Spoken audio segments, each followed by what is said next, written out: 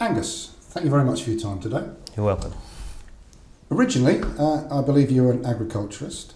That's correct. You joined TLG almost 6 years to the day. I think it was just a couple of days ago, wasn't it? Yeah, 14th. And you worked in places as far-flung as Egypt, Nigeria, the Yemen. Yep. Tell us a little bit about what led you to here then, before we get into talking about the Landscape Group. Yeah, tortuous journey, I think.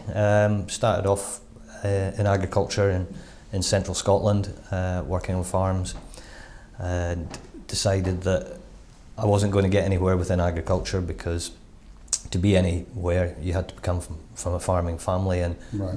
progress up through the ranks. They didn't have farm managers in the mid-80s.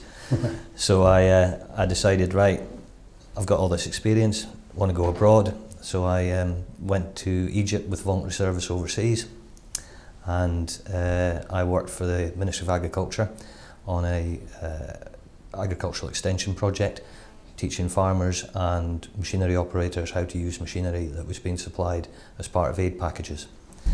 Did 2.5 years doing that, thoroughly enjoyed it. Okay.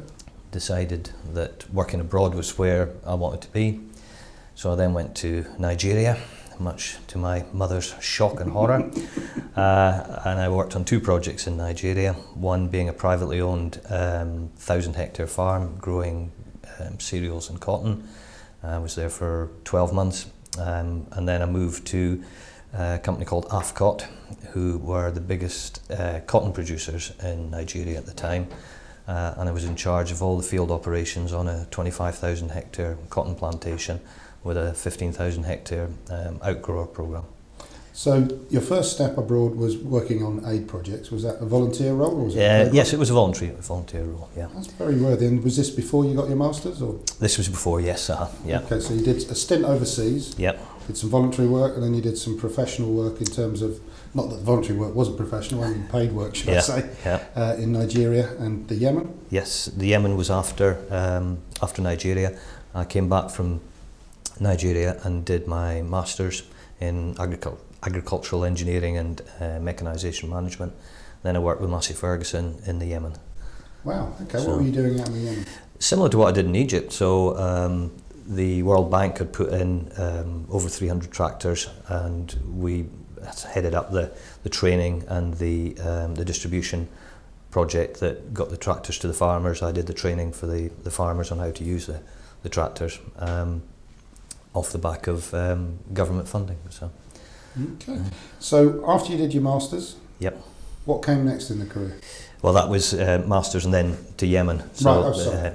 And the plan was that, having done my masters, I would then progress my career abroad. Unfortunately, that was cut short by a serious road accident in the Yemen. Okay. So I came back to the UK, and that was in 1993, and sort of looked around for something to do during my recovery process. Agriculture changed a lot in the UK. They now had farm managers, and I could now get into that role, but having been out of UK agriculture for several years, it was going to be difficult to get in. Okay. So your career took you where then? My career took me to machinery manager for Glendale Grounds Management Company. Right. So that was in 21st of March 1994. Okay. Is my step into the grounds maintenance sector. It was only going to be I'll do it for a couple of years, right. And then I'll go and do something else. But I'm still here. I spent 10 years at Glendale, 10 very good years at Glendale. And then I decided that I needed to do something different, and the business had reached a crossroads. And I thought, okay, people have been saying you should go on to sales of machinery because you know a lot about it, and you'd be ideal. So I then went to work for the IPU group right. as their Northern account manager, selling Ferris and Wright machines from the North Midlands up into Scotland. And I did that for about 15 months. I enjoyed it. It was different. It was interesting. I'm not a salesman. Whilst I enjoyed it, it was an interesting job, but it wasn't where my heart lay. And after 12 months, 15 months, Glendale came knocking on my door and asked me if I would consider coming back to work for them, which I did. Oh, okay. So I went back to Glendale up until 2009, when this opportunity that I'm in at the moment with the landscape group came along, and I felt that I'd gone as far as I could go with Glendale, and I thought it was time for a change, and I joined the landscape group. So that was 2009. Yeah. At that point, TLG was a standalone company. There's been a recent merger, is the way we put it, with a French contractor company, Yes. which is Inverdi? ID Verdi. ID Verdi, I do apologise. Okay. What impact has that had on the company? It's established us a bit more firmly in the marketplace. There's a lot of grounds management and landscaping companies have been swallowed up by the waste management sector and the construction sector. Some big names from the 90s, the late 90s that have disappeared but are now part of a bigger organisation. And the fear with TLG was that might happen. But the management team made a very strong and concerted effort to make sure that the home they found for the business was within a like-minded business, and ID Verdi gave us that. So you've, as TLG, almost approaching a century now, established back in 1919. Keeping it green since 1919. Great phrase.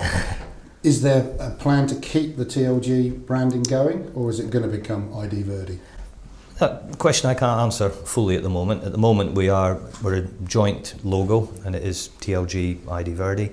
Who knows what happens in the future? There are expansion plans on the table, and it could go one of several ways.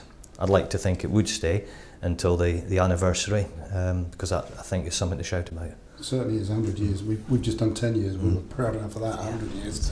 Well, I wouldn't see that with this, and we'll see where it goes. When you first joined, were you given a particular brief, a particular mission to carry out? Yeah, sort it out. Right, okay. And how did you go about that then? Where were the first areas you had to get your teeth into? When I joined, TLG was still English Landscapes, which had come through English Woodlands as it was established in its early days. They'd just taken over Banyards down in Bournemouth. Right. The business down there, and we're in the throes of taking over the Y-Vale grounds maintenance company in Bristol. And so after 12 months, it was decided that we had too many different letterheads, so put it all under the TLG banner. But to answer your question, the biggest starting point was to sort out the assets, to sort out the processes, the procedures, because it had a checkered history through the 90s. And the early millennium, different people running the business. So we had risk assessments, 12 different risk assessments for strimming, 12 different risk assessments for cutting a hedge. So there was a lot of tidying up to do. There was a lot of stabilising of vehicles, of fleet, of machinery, that sort of thing, and getting things tidied up really. So at that point, 2009, yep. How long did it take you to get to the point where you felt you'd actually achieved part one of the mission? Two and a half years. Because during that time we couldn't just park the business, sort it out and carry on. We had to develop the business. So whilst we were sorting out the initial issues, we were winning business, we were employing more people, we were expanding the business. So there was a lot to do. In terms of sorting out the foundation, if you like, but also building the second floor at the same time. So it was a lot of hard work in the first 2.5 years.